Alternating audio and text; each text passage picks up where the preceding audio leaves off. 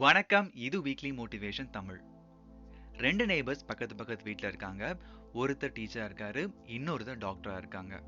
2 பேருக்கும் good friendship இருக்கு. ஒரு நாள் 2 பேரும் மார்க்கெட்டுக்கு போகும்பொழுது கார்டன்ல பிளான் பண்றதுக்காக கொஞ்சம் சீட்ஸ் வாங்கிட்டு வராங்க. அவங்களோட கார்டன்ல செப்பரேட்டா சீட்ஸை விதைக்கிறாங்க.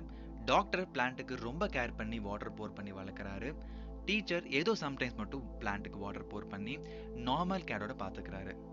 ஃபியூ வீக்ஸ் ஆன பிறகு டாக்டரோட பிளான் ரொம்ப க்ரீனாக பெருசாக வளர்ந்துருக்கு. ஆனால் டீச்சர்ஸோட பிளான் ரொம்ப நார்மல் ஹைட்டோட கொஞ்சம் லீஃபோட வளர்ந்துருக்கு. ஒன் டே ஹெவி ரெயின் வருது. கார்டன் ஃபுல்லாக கம்ப்ளீட் டேமேஜ் ஆகுது. டாக்டரோட பிளான்ஸ் எல்லாமே கம்ப்ளீட் வாஷ் அவுட் ஆகி பிளான்ஸோட ரூட்ஸ் எல்லாமே வெளியே வந்துடுது. டீச்சரோட பிளான்ஸ் எல்லாமே ஸ்ட்ராங்காக நிற்குது. டாக்டர் ரொம்ப சர்ப்ரைஸ் ஆயிட்டாரு. உங்களை விட நான் ரொம்ப கேர்ஃபுல்லாக பார்த்துக்கிட்டேன், பட் என்னோட பிளான்ஸ் எல்லாமே ஸ்ட்ராங்கில் வாஷ் அவுட் ஆகிடுச்சு. உங்களோட பிளான்ஸ் மட்டும் எப்படி ஸ்ட்ராங்காக அப்ரூவ் ஆகாமல் இருக்குன்னு கேட்கும்பொழுது டீச்சர் சொல்கிறாரு, கரெக்ட் தான், நீங்கள் இந்த பிளான்ஸ்க்கு மோர் அட்டென்ஷன் அண்ட் தேவையான வாட்டர் சப்ளை எல்லாமே ரொம்ப ஈஸியாக்கிட்டீங்க. ஆனால் நான் இந்த பிளான்ட்டுக்கு தேவையான 30% வாட்டர் மட்டும்தான் கொடுத்துருக்கேன்.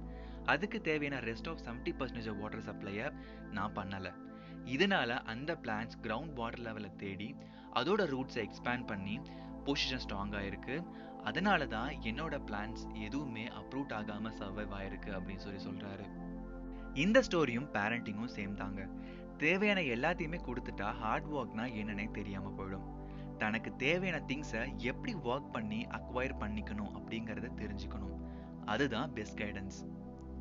It's best to guide rather giving. Teach them how to walk.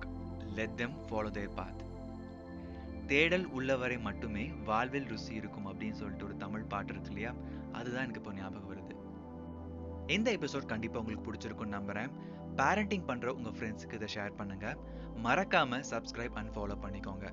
New listeners என்னுடைய ஓல்டு எபிசோடும் செக் பண்ணி பாருங்க. மீண்டும் நெக்ஸ்ட் வெனஸ்டே ஒரு நியூ ஸ்டோரியோட நான் உங்களை மீட் பண்ணுறேன். Until then, bye from Satish Venkatachallam.